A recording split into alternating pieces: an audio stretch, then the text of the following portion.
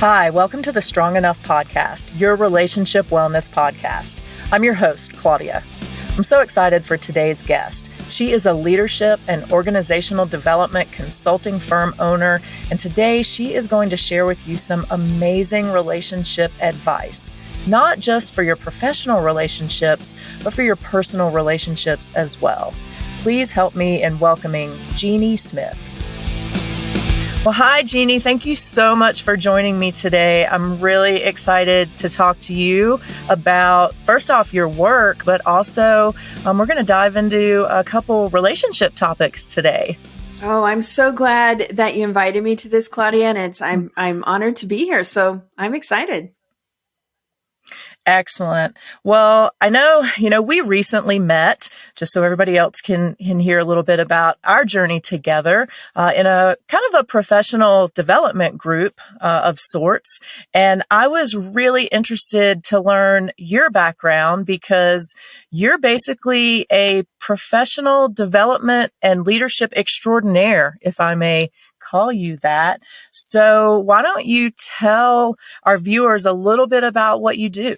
So I have been in human resources for the last 3 decades, and the last half of that, I've run my own business, which is a leadership mindset and organizational development consulting firm. And so I work with leaders at all levels. So it could be CEOs, directors, emerging leaders to really take a look inside and how are they showing up?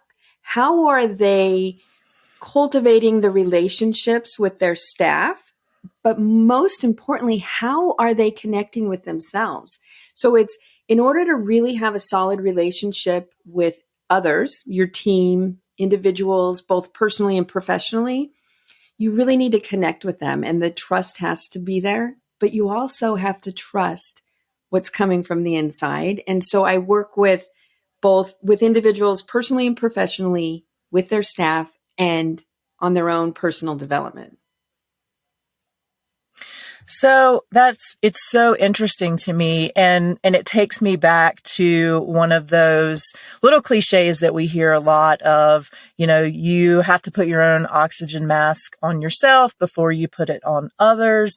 I think I had that conversation last week with my guest, but this sounds like, again, exactly the same thing where you're helping people understand that they have to work on themselves first to be able to be successful, not only in their relationships, but in their business and their business relationships as well. Absolutely. You as an individual on a team, whether it be your home, your family at home, your soccer team that you do for whatever it is, for activities, at work, you play a vital role. And absolutely, it has to be that self-development as well. You can't just say, okay, I'm a leader and help me figure out my staff.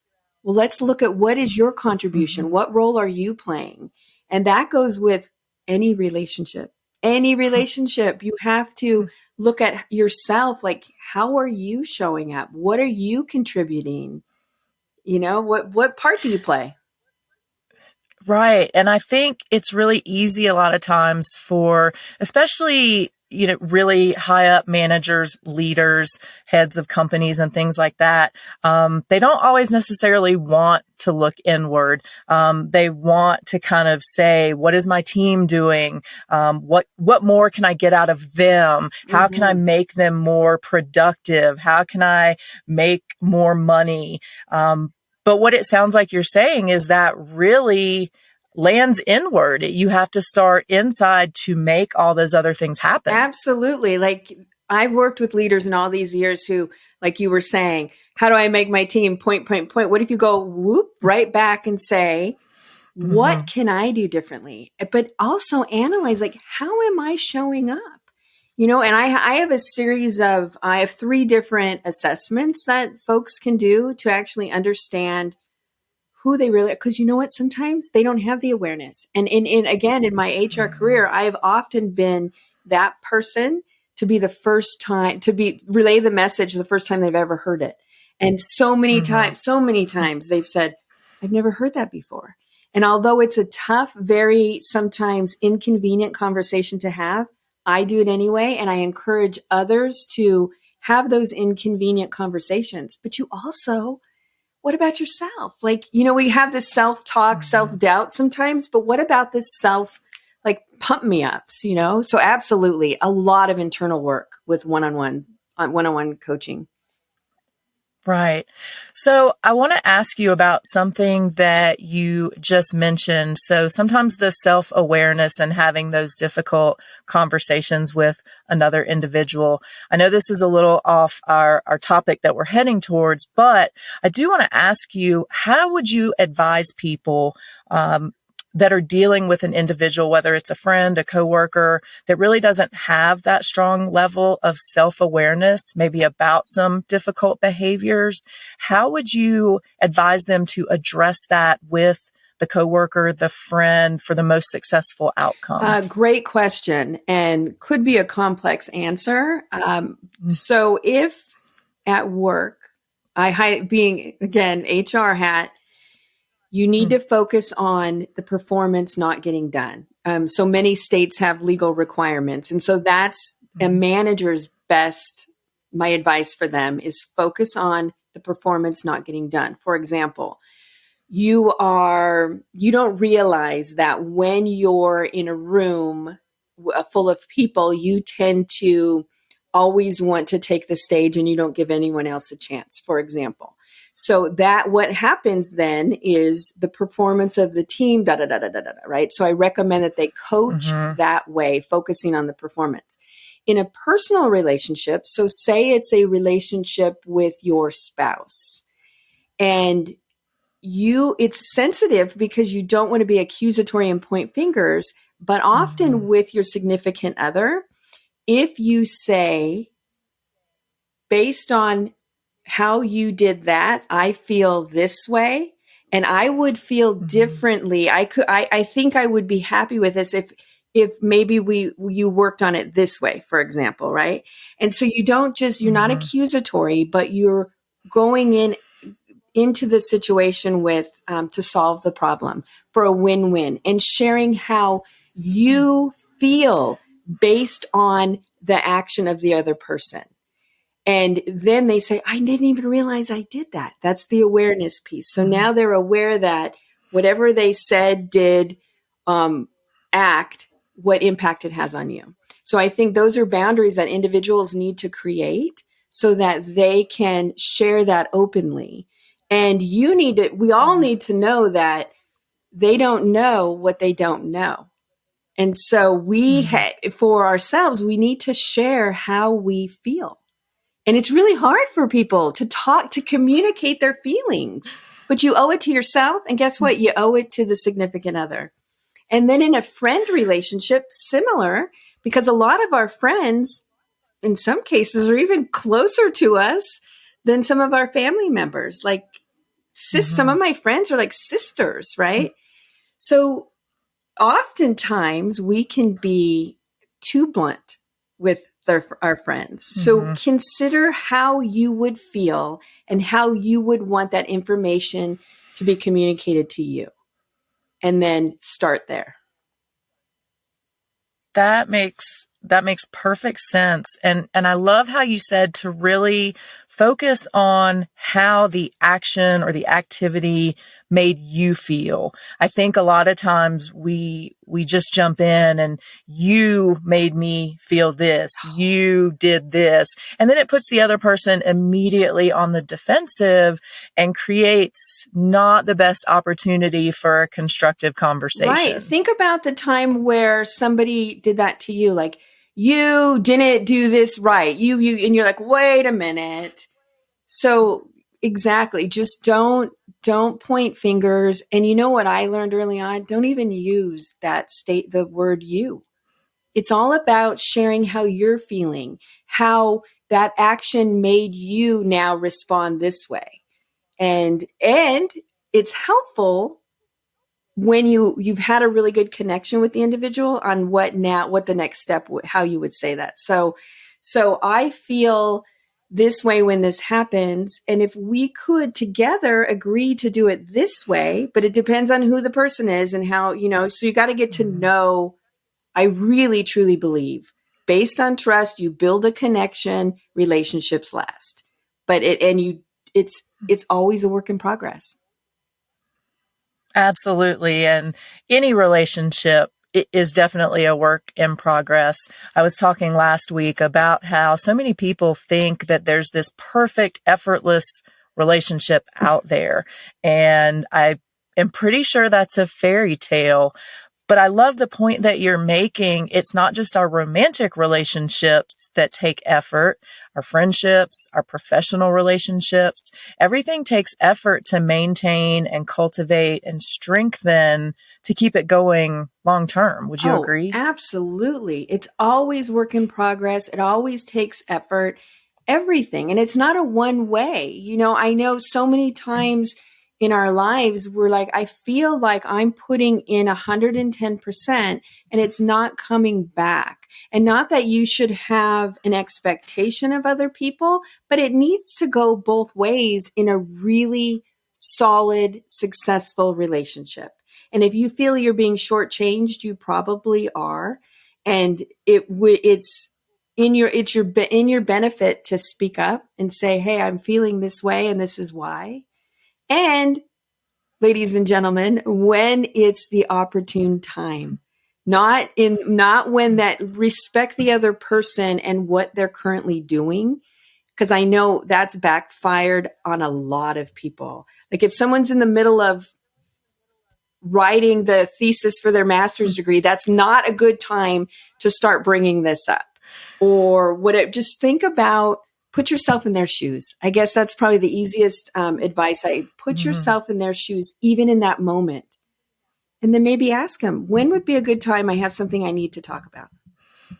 And I tell you, that's probably the hardest part in a relationship is putting yourself out there and saying, when would be a good time? Because, oh my God, now I have to have that conversation. Right. But it's now it's out there. When you put it out there, then you show up for it and you express your needs and your desires.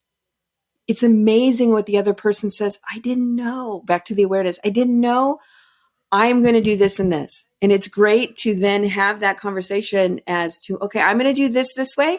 You've agreed to do this way. And then, what's fun in a romantic relationship is to say, have a word or something when they're going off track, like, I don't know, banana. And then they go, okay, I realize, right? Nobody else needs to know what it is. That's just fun between the couple is to say, because when, you're doing that thing and you say banana, right? Then and you can switch gears and change directions. And then you have that bond. Right. I think that's a great idea. And I think something else that you said that we could really look at doing just as a whole society of relationships is reframing that I need to talk or we need to talk conversation. Because, when you said, hey, you put it out there, when is a good time for us to have a conversation? And the first thing that came to my mind sort of jokingly was, it's the dreaded, we need to talk. But I feel like maybe we start looking at that as an opportunity. It's an opportunity for me to learn maybe what I could improve on to strengthen my relationship. And it's an opportunity for you to gain the confidence to share with me what you're feeling and to bring a potential solution to the table. So maybe we can restructure that entire negativity of we need to talk. I love it. Absolutely. And again, that we need to talk. Everybody's heard that before. Like, okay, now what? Oh God, this is going to be bad news. But instead, and that could go in the business world. It can go in a romantic relationship. It can go with friends. Lately I've been feeling that, whatever it is, I've been feeling that you are too busy for me, if that's how you're feeling, right? And then just start. So when would be a good time to kind of address this issue? Like and here's some things that are on my mind. Maybe we could have coffee tomorrow and and the best part of communicating these concerns is ask a question and then sit back and listen. Truly listen. The biggest mistake so many people make, and I'm guilty of it, I've done it, where I'm like, oh, I got to think about what I'm going to say next. What am I going to say next? Well, can you possibly be thinking what you're going to say next and truly listen? I don't think you can. So sit back, clear your mind, be fully present, and listen. You've asked for this meeting. You've asked for this very valuable conversation. You've asked for input. You're asking for help. That's hard for people to do. Now sit back, give them time, be present, and listen to what they have to say. And then acknowledge what they're saying. And then, I didn't know, and then it's amazing what type of trust is built when you have those type of relationships. And the connection and the commitment to one another. It's just so much deeper than where the relationship was. That is wonderful because so many people do that. And again, I know I am guilty of it as well, where even in just normal conversations where somebody else is talking and you key into one thing they said, and then it's, oh, I know what I want to respond to that. And so you keep thinking about how you're going to respond to that point that was now 5 minutes ago. And so you've missed the 5 last minutes of the meaningful conversation instead of really just shutting up and opening your ears and letting yourself truly listen and learn from what the other person is sharing. So that is really, I mean, we might be done here for the day. That was the best advice. It also shows them respect that you asked their opinion and now you're listening to it. Mm-hmm. And I can go back in the work world, how many times I've coached leaders on you ask their opinion, but you're not listening to it or you're not doing anything about it. So what's going to happen next time? They're not going to share the truth with you because you don't do anything with it. The same thing happens in romantic relationships and personal friendship relationships or family member friend. It's the same thing. Mm-hmm. So you need to honor their time, respect them and what they're talking. And when my husband hears this, he's going to be like, yep, there are times when you're just like, what? And say vice versa, right? It happens. So we all have to have the awareness of how we're showing up. Absolutely. Totally agree with you. Now, you mentioned something earlier, and I promise I've been listening this whole time, but I did key in on something that you said earlier. And you said sometimes our friendships can actually be closer than our family. And I wanted to dive into that with you because I know that you've had some really long-term, a group of friends. And I wanted you to tell me a little bit about that friendship and kind of how it has evolved for you. Yes. So I'm very fortunate that I met some incredible souls when I was in elementary school. And we're talking kindergarten. So some of us were 5 years old. And we have retained our friendship all these years. So nearly 5 decades, which is like hard to believe. And we always would say, there was 5 of us total, that there are soul sisters, and that no matter what, when through divorces or moving away or, early, some of us had children early on and some of us didn't have children at all. And some of us had abortions and some people lost our parents early and all these things that we would always be there. They were the posse that we run to.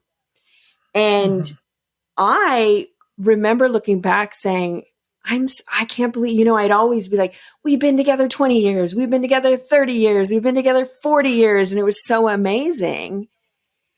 And last year, 2020, which we can all talk about 2020, this was a time in our lives that I hope our children never have to go through that. It was quite eye-opening, quite educational to experience what we did last year. And one of my dear friends who before I dig into that, I do want to say that, yes, we were closer than sisters, because we chose each other. And so we had similar, similar values in elementary school. And some of us still have similar values all these years later, not all of them. So now let me circle back to 2020. And one of our dear friends, are this handful of gals, and I had I want to say a falling out, but I'm not even sure what exactly happened because she's yet to tell me. But now as we sit here, April of 2021, I have not spoke with her for a year. And my understanding is neither have any of the other ladies in this handful of friends. So I am still trying to figure out exactly what happened with that, but I approached the situation with the same tips and techniques that I've shared so far in this call. And what I coach leaders on is ask, what's going on? I've noticed this behavior change. What can I do? Even turn the finger around and say, is there something I did? I want to learn from it. We were talking a little bit earlier, and we talk like growth mindset, really learning from the mistakes, seeing things as opportunities. There is no failure. So asking her, like, if it was something I did, tell me so we don't repeat it. I'm here for you. And it was quite devastating for me to know that every time I was reaching out, there was no response. And so it was almost like a no, no, no. And here it's a year later, and I don't know what happened in 2020, but I also know how important it is for me to sit with my feelings and knowing that I did everything I could to try to figure out what had happened so that I could do whatever I could on my part to I want to say save the relationship. But I've also realized that we all evolve and we all have different values. And I touched on it earlier that we had similar values in elementary school. But when you're under 10 years old, under 12 years old, things change than when you turn in your 50s. Right. And we just may be on completely different paths now. And I used to say things like, people come into your life for a reason, a season, a lifetime. And this particular person was my lifer. And that was really hard. In 2020, we were experiencing so much loss. And this was just one more loss that I had. I made a decision last week to invite her to my mother's service, which is going to be in 3 weeks. And I feel that is the right thing to do because I will always love her. I will always have a special place in my heart for her and all the years that we've been together. And the things we've done has, in a sense, made me part of who I am. I wouldn't be who I am without this group of friends. And I sometimes you may not know, but you have to get closure on the inside for you. And I think that's a long explanation, but I think that's kind of where I am with her right now. Wow, that's so interesting. And I do want to start by pointing out, we know this person is alive. We know she didn't literally fall off the face of the earth, correct? We know she's alive and well, or seemingly well. So, and it sounds like the whole friend group is sort of in the same boat as you, correct? As far as just one day the communication ended. That's correct. As we were all trying to figure out 2020, we started jumping on regular Zoom calls. And somewhere in one of those conversations, this particular person decided that it's time for her to take a break from the group. none of us really know what happened. And I'm a problem solver. I want to know what happened, but I also have to realize that this could be a personal situation for her. And when she's ready, she'll come around. I feel I've gone through all the emotions of, and thanks for actually bringing up that, yes, she's alive. She didn't pass away. That I've forgiven the situation. I'm forgiving, self-forgiveness on how I let it affect me last year. And I think that's important for the audience to hear, is sometimes we may not get the answers we want, but that's okay. How are you working on you still showing up? How are you letting it affect you? Because we need to take charge of the thoughts and feelings that cross our mind on a regular basis. And how do you go about doing that? That's really important. And sometimes it takes time, and you got to give yourself that time and know that what you're living with, because what's in here is how, and we all know that life is short. Tomorrow's not promised to anyone. So how are how's it sitting with us today? That's what you need to take charge of. Absolutely. And something that you and I discussed before we started recording was that whole sense of closure. One of the things I see a lot of people doing, and again, whether it's friendships, romantic relationships, even professional relationships, is they lean on somebody else to give them closure. Well, I need so-and-so to apologize. I need to know what happened here. I need somebody else to do something to make me feel better. And I think this situation is a perfect example to show that is not always going to happen. And so how do you learn to get that closure on your own? Because we can't depend on the other person to provide it, or we're often going to be sorely disappointed. Oh, yes, that's such a great question. And you're so right. I need this, I need that, I need this in both professional life, and personal life.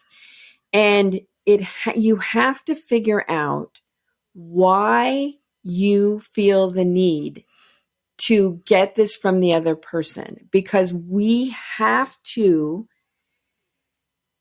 feelings you have are your feelings. They're not owned by somebody else. And to your point, sometimes we'll never get what we're expecting. I still don't have the answers as to why this particular lifelong friend went MIA. I just don't have them. I may never get those. And it's not even something that I should expect or that I have a right to. That's her personal life. Like, we all share, we keep our own things personal. What we do have to take and manage and take charge of is our own emotions. And so how do we do that? If we're relying on other people, you're never going to get there. You have to, what's in my core? How am I showing up? I mentioned the whole self-forgiveness. The self-forgiveness part for me and with this particular relationship is I let it bother me for months last year. And so I laugh. I joke around about blaming it on 2020. I don't really blame anything on 2020. It's always just a joke for me when I say that. But it was very hard. Even some of us who work on personal development all the time with individuals, it was a hard year. So, give yourself some grace for last year, but also like, understand that it's okay you feel that way, but how do you want to show up tomorrow? And find that love that you had for that person. Find the glass half full of that relationship, and realize that, as hard as this is, nothing is permanent. Nothing in this world is permanent. And so enjoy the time that you have, embrace the moments you had, the memories. And for a while, my phone, when I got the new operating system, it would give me these random pictures. And when I would see them of her, I'd be like, oh man, she and I were in Sedona, or she and I were on this hiking trip in Torrey Pines.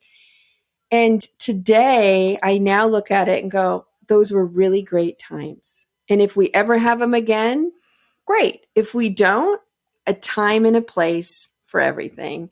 And again, that saying, a season, a reason, and a lifetime. And although I thought she was a lifer, maybe we're just on a hiatus, or maybe it was a really, really long season, or maybe we have grown differently and this was going to happen anyway. And it's okay, because when you have that solid relationship with yourself, then you can realize it's okay. And so to answer the question, like, what do you do and relying on other people, you can't. You can only rely on yourself. So gear yourself up with all the tools and the skills and the abilities to handle these emotions when they come, so that you're not relying on other people. That was one of the hardest lessons for me to learn, I think, when it comes to relationships and that closure aspect of not giving the power to another human being whose actions you cannot control. Yes. And once I realized that, though it was very difficult and took a while, it's so empowering, I feel like, to understand that the ability to heal really lies within ourselves. And I'm so grateful to have that lesson.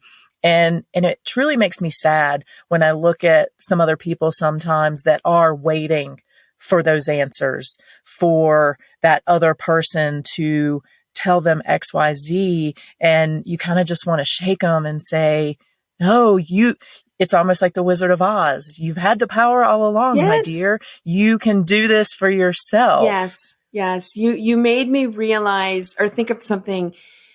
When my dad passed away in 1998, he was actually killed by a drunk driver. And so it was a instantaneous notice. Like I didn't have a chance to say goodbye. I didn't have a chance to apologize. I didn't have a chance to necessarily get closure because I had so much I still wanted to tell him.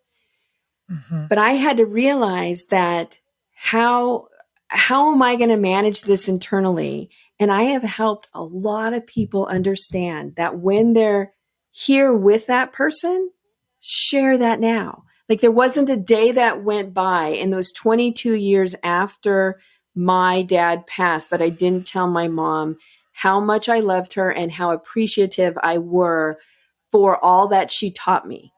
And a lot of people don't do that. And that's when they live with regret because they're like, I could have, should have told them. Well, I didn't get to tell my dad. So I've actually worked with individuals who are like, I don't really have a great relationship with my parents. And I'm like, hold the door. What do you mean? And they're like, well, we just don't see eye to eye. I go, so let me ask you this. If something were to happen to them and you could never talk to them again, because right now you're saying, I don't talk to them, how would you feel? They're like, I never thought about that. So we'll sit with that for a minute. How would that feel? Mm-hmm. And that was life-changing. I've had people come back 10 years later and go, Jeannie, I talk to my parents in another country every week because of that conversation you had. You just asked me that one question, how would you feel? Absolutely. Don't not talk to someone, right? But also make sure that in those relationships, they may still be alive, but they, like you said, they hold the power. But don't let them control your emotions. So it's you need to show up today. You need to have the right mindset on how you want to be because your life is short too. And it's valuable. And this moment and living in the present and actually taking time to smell the roses and being present and not waiting for somebody else to give you that power back. Don't waste your life. Don't. Like it's just kind of figure out who you are at the core and how you're going to be and have that awareness, I think really is beneficial to people. And I know it's, like you said, it's not easy. It's not easy. I mean, I have ex-friends, I have an ex-husband, I have ex-bosses, I have all these relationships that, where are you today? What are you doing today? And what's your tomorrow look like? And how do you want to be? How do you want to show up? What I really appreciate about what you just said with the relationship with your father and having the regrets and having I wish I would have said this.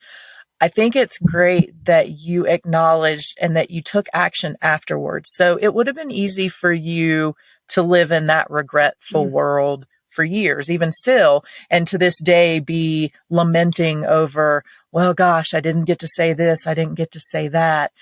But it seems like what you did instead was recognize that and took action in other relationships that are still here, that you can make better so that you don't repeat that situation. And I love that you took this really tough situation and instead of making it more difficult or being the victim in that situation and just letting that haunt you, that you said, wow, I wish I would have done this. So that's what I'm going to do in this other relationship. That's fantastic and really insightful of you. Thank you. And as you know, my mom passed away, and I probably mentioned it just recently in March. But I look back, and there wasn't a day I regret, because I was so generous with my appreciation for her, and she knows the impact she had on my life because I communicated that. And it's really difficult. That's hard too. It's hard to sometimes get into the emotions and share, like, oh my God, Mom, I love you so much. And I'm so appreciative for you teaching me this, this, and that. Like, get specific. It's amazing. And then how you can make the other person feel, but how you feel too. Right. And I am the youngest of 6 kids. And so I was honored. It's a choice of words. I was actually given the honor to take care of my mom. And my siblings, for the last 10 years, mom had dementia, Alzheimer's. And I would say to my siblings, now would be a good time to come visit her. Like, she still knows who everybody is. Now would be a good time. Oh, things are getting, now would be a good time. They didn't come. They didn't call. And guess now? They are sad. They're living with some regret. They're calling me all the time and saying, I miss Mom. After the fact, it's a little too late. And I hate to be so blunt and hardcore, but when you have an opportunity to share the love that you have, the appreciation, I highly recommend it, because that helps this whole internal you to show up fulfilled on a regular basis, because you've done everything you can. And even with my siblings, I've been telling them for 10 years, you might want to do this. And as much as I want to say, I told you so, I will never, right? Because that's not cool. But it breaks my heart, because they didn't have to be that way. And so I've thought about doing work with caregivers, or siblings to say, really, like, how do you want to be at the end of this? And I feel like I actually absorbed my mom's soul in my souls, like in my shoes, like I'm walking around with Mom, because the relationship we had when she was here. And I think that's so important. It's so important. It's so important as we age, because you never know, we're losing friends. Right. Like, reach out to loved ones. And now that we can start to move about, I'm calling it move about the cabin after COVID. Right. I know more people are giving hugs. More people are realizing this. And if we can take the benefits of last year, that's one of them. They're realizing how important the important people are in our life, and how you want to be when you see them. And we don't take anyone for granted, or a lot of us don't, because it's short. Life's short. You never know what's going to happen. We did not expect that. I mean, I remember sitting there in January going, wow, what's happening in China or other parts of the world? And then going February, March, wait, what? We're closing down the schools? Crazy. Right. So you never know. And the things like earthquakes or fires, these things happen too. You just don't know what tomorrow's going to bring.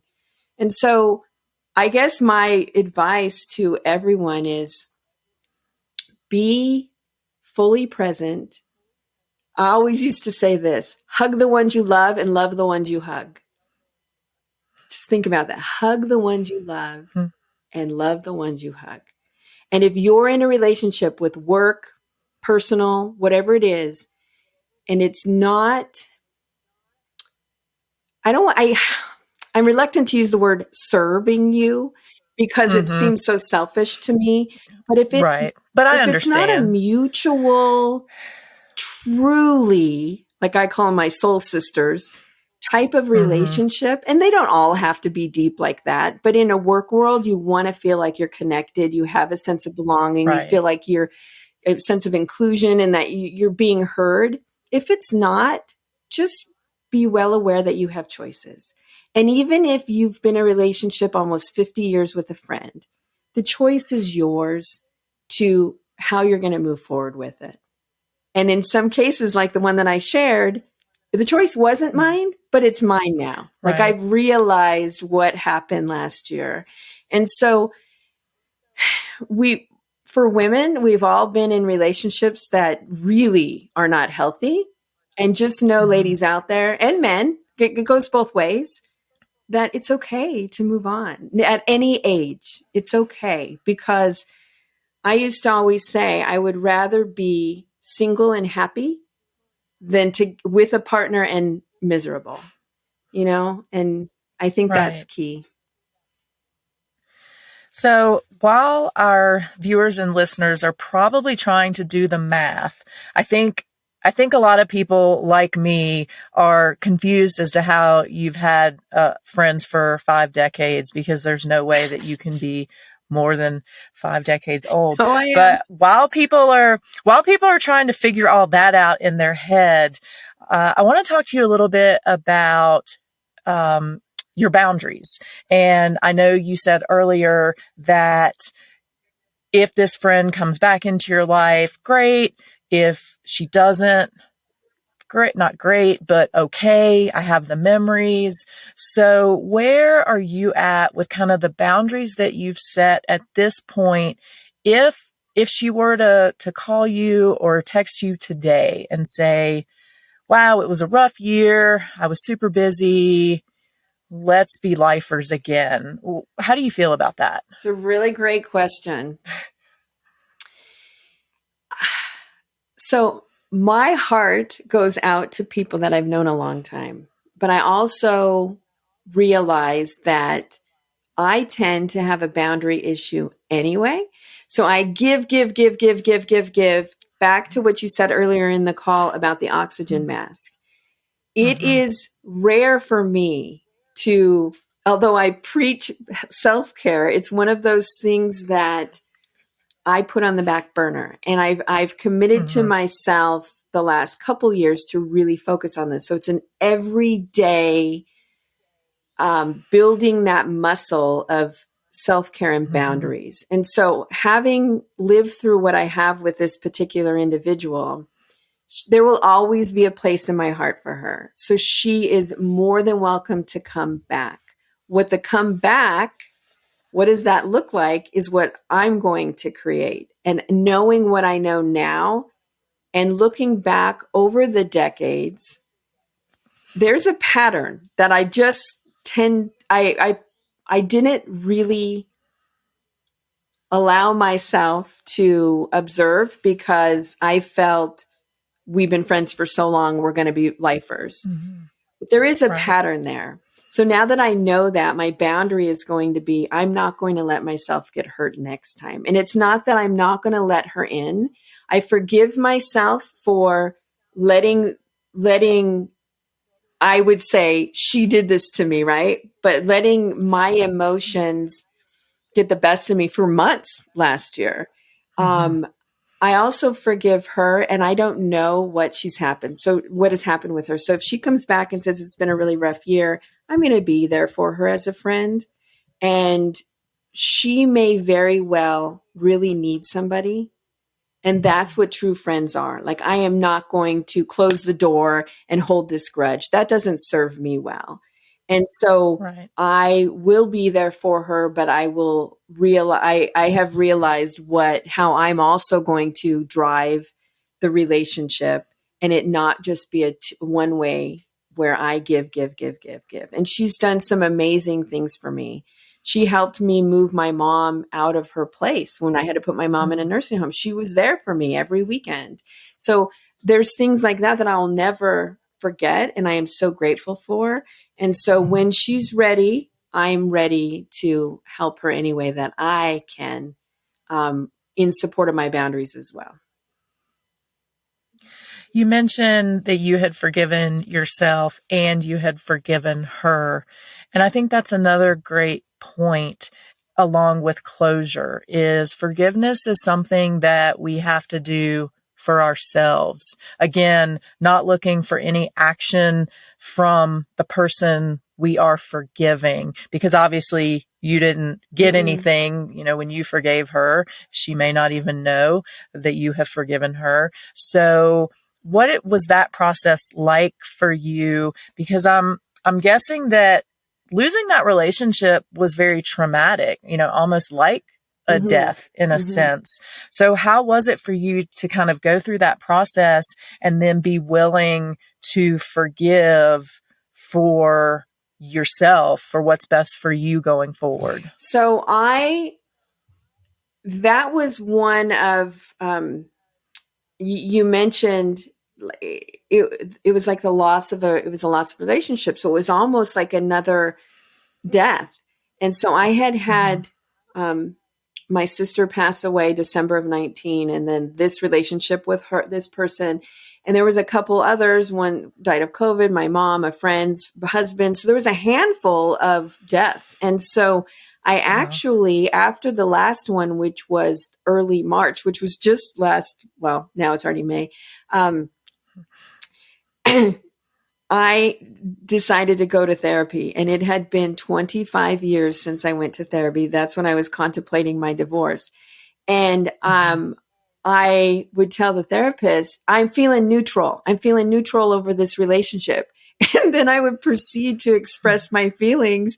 And she was awesome. She's like, yeah, so you're not neutral. You're not neutral.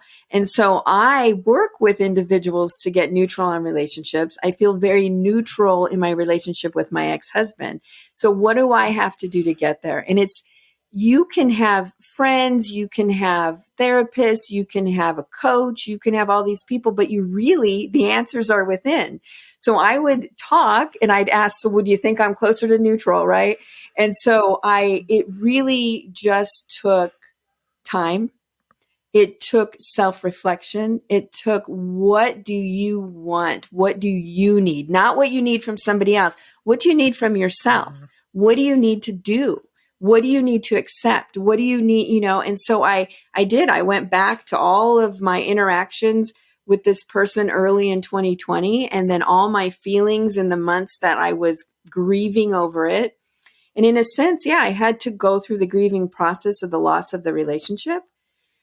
But now, as we sit here today, I did invite her to my mom's service. I do not feel I've lost the relationship.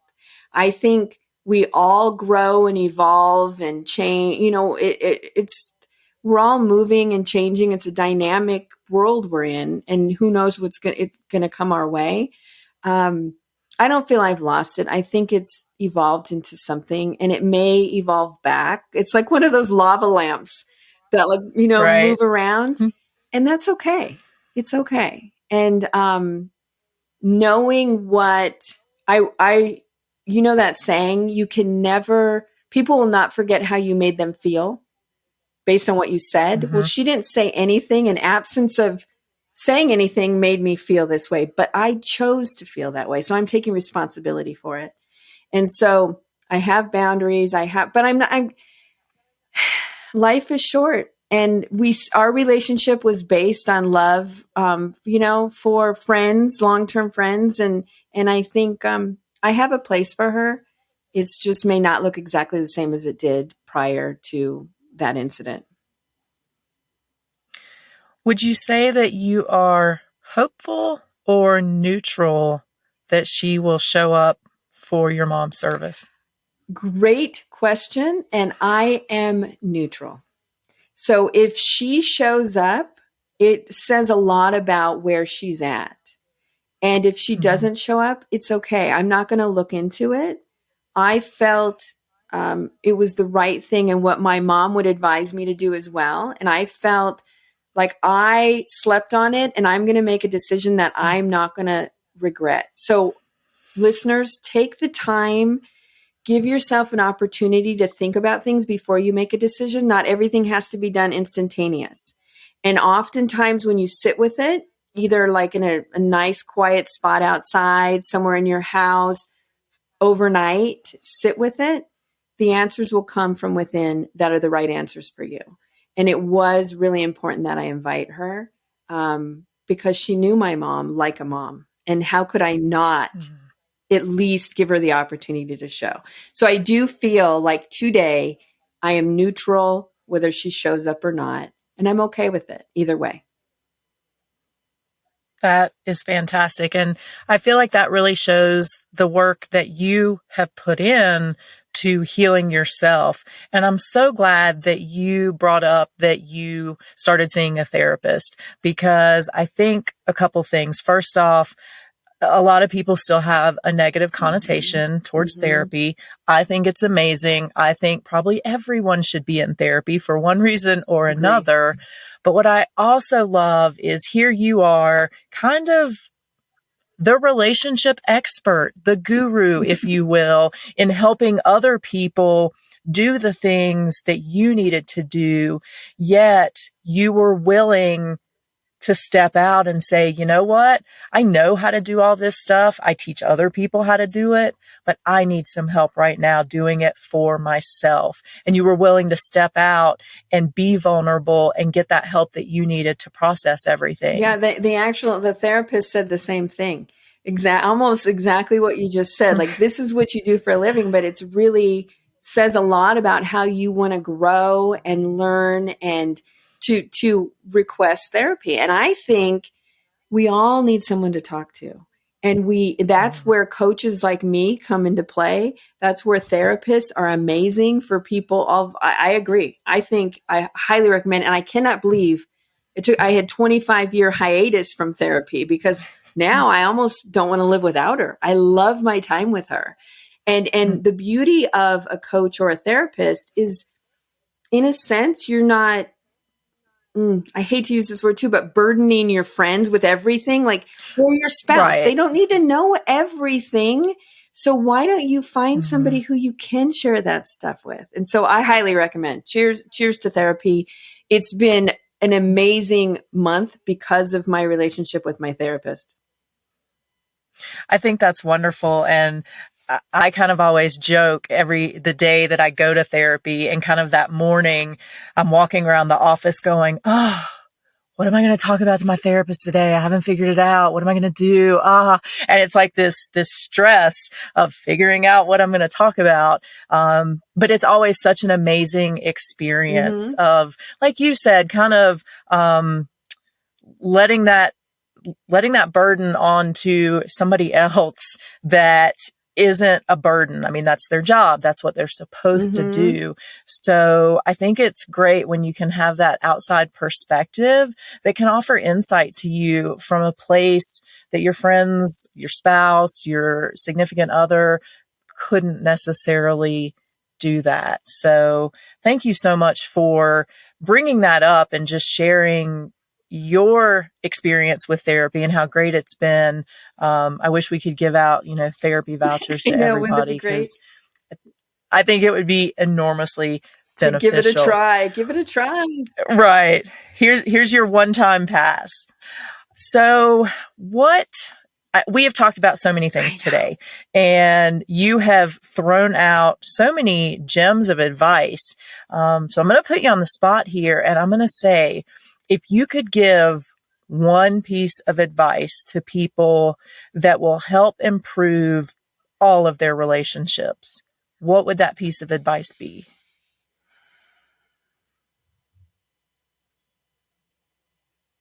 One piece of advice for all relationships. I think the most important part is understanding your values. So if it's not clear to you what your core values are, that would be the first step. Figure out what they are. Because when you know at any time what is most important to you, for example, I value respect. And so I respect everyone. I respect their time. I respect their authority. I respect their status. janitors are as important to me as CEOs. And you can ask any of them that have worked in organizations that I've been a part of. They're like, she makes me feel so important. Well, heck yeah, you're a human, right? So, but for me too, when my value of respect is compromised, I'm well aware of what happens to my stress level. And so I highly recommend people figure that out. And because when you know, you can feel it, you've identified what they are, and within seconds, you can determine how you're going to respond versus react. So that would be my number one advice is figuring out your core values and knowing what those are. Like I just said, you can respond versus react. Mm-hmm. But in a work world, or a personal romantic relationship, or even a friend relationship, you will be able to know when your values are being compromised, when you're feeling shortchanged, and you will have the ability to stand up for those. Now, that's not always easy because you're putting a line in the sand and saying, I'm not going to tolerate that. And that's important in the work world. I've done that many times over. I've been asked to do some unethical things at work. I've been asked to do things just because I was a female. And no, it wasn't sexual, but it was like, can you get me coffee? What? What? Why? Because what? I look like a stewardess? Like from what? This is ridiculous, right? Like, and I don't even mean that like stewardess because they're obviously flight attendants and but you know what I'm saying. But I knew what one of my core values were, and I would stick up for it no matter what. And that is when, the old saying, I think it was Kenny Rogers, know when to hold them, know when to fold them, know when to walk away, know when to run. Absolutely. So, number one advice, determine or identify your core values.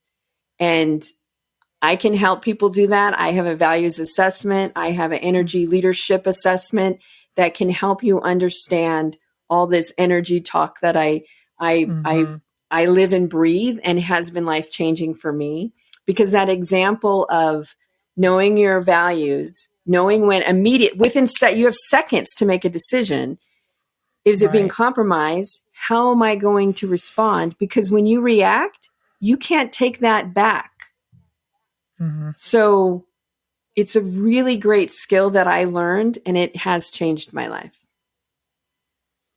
That's amazing. And I think it really would help somebody kind of create their own personal roadmap of life. Like you said, if you just determine those core values, what's meaningful to you, and that's going to be so beneficial with everything you do because you have that guiding star right there with you at all times. Yes. And it is so powerful from within and then you actually know what's happening rather than like, oh, my intuition tells me this. You're like, no, I know exactly what it is. Yes, my intuition's driving it, but I know this core value or this core value is being compromised and I'm not going to do it. Like people are like, how did you know that? You're like, nope. Talk about boundaries. Like I am not going to cross that line with work. I will quit over that. Those are the type of things I'm talking about. Right. And that's really like, it's powerful and it puts you in charge and you can create the life you want. My mom, when I was little, my mom would say, you can be anything you want to be. And you were saying, how can I be around 5 decades? 5 decades ago, my mom used to say, if you want to be the first female president, you can. And then as I grew up and saw politics, I'm like, no, thanks. I'm not interested in that. But that's important for people. And again, at any age, you know what? If you're ready to make a change, partner with somebody who can help you figure those tools out, put them in your toolbox so that you can show up differently because you only have one life, and make it yours and shine. And I coach so many people on do what you're passionate about. And if you do what you love, the money will come. And I know it's easy, it's this vicious circle or the cart before the horse. But if you're in a role and you don't like it, have this other plan and know that that's a temporary. We can do anything temporarily, right? Knowing that there's an end, but then there's going to be this at the end. So I highly recommend, and that's with relationships of any kind. Just make it work for you. It's your life, and don't live for I love others. that. Absolutely. Well, speaking of respect, I have taken up so much of your time today and I appreciate it. Before I let you go, will you tell the listeners and viewers how they can reach out to you? Where can they find you for your business, your social media? Let them know where they can find Sure. Jeannie. Okay, great. Thank you. So I have a website. It's hr-rx.com. There is, several pages of information on there, and you can actually schedule a complimentary 15-minute session with me on the Contact Us page. Also on Instagram, it's Jeannie Smith 777, and there's a link there for all other. It's a link for the Sociotap, and it has all the other social medias there. And I actually like to provide a phone number now because I know a lot of people are not picking up the phone. And sometimes people are just like, I'm going to say it. Let's go old school. I do have an office line. It's 858-578-9831. Again, 858-578-9831. I will take your call. If you want to talk to somebody, I'm available for you. We all get a lot of emails, a lot of text, all of this. Call me if you want.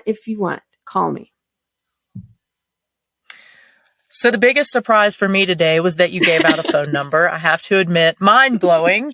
But Jeannie, thank you so much for your time today. I loved chatting with you. I think that you shared some really amazing advice through your own life experiences. And I'm so grateful that you were willing to share that with me, with everybody watching and listening. So I hope that you have a wonderful day. Thank you so much. Claudia, thank you so much. I really enjoyed it. And I hope the listeners were able to gain some value from the conversation.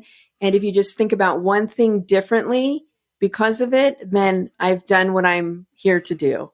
And so anytime, I'm here. And thank you so very much. That was wonderful. I had a good time. Thank you. Wow. I really hope you enjoyed all the stories and advice that Jeannie shared with us today. I know that I learned so much from her, and I hope you did as well. So until next week, remember, you are worth it.